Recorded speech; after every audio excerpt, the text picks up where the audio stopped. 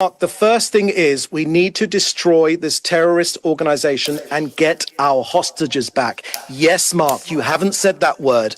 Our hostages, 20 of them are still alive. If Hamas released our hostages, lay down its arms, this conflict will be over in an instant.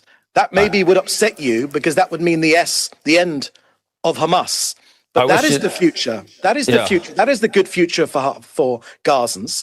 It is a Gaza free from a terrorist organization. As for the future... Point. Let me just make a last point. Last point. If you are denying all what we say about starvation, what we say about the destruction in Gaza, what we say about the plan that is intended, why don't you let foreign journalists in? Why don't you allow us unfettered, unrestricted access to Gaza, as we get in most other war zones that I have been to, and many of the correspondents here have been to? Why are you not doing that?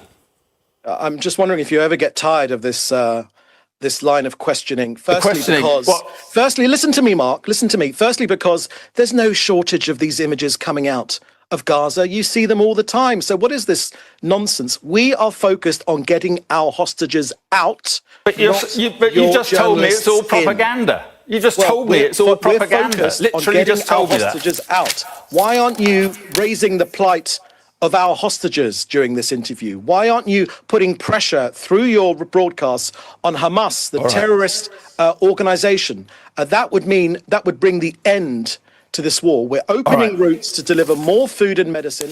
Hamas is blocking them, and they fire from them, and then they cry to the cameras of Sky when civilians are hurt. Love the point where he said there's not a famine for food, there's a famine for truth, which is definitely what we're feeling in the past few days, especially with England and France sort of basically rewarding the Gazans with the Palestinian state to start a new failed state in its place with Hamas in power and no plans to taking them out. So good job with that, France and UK.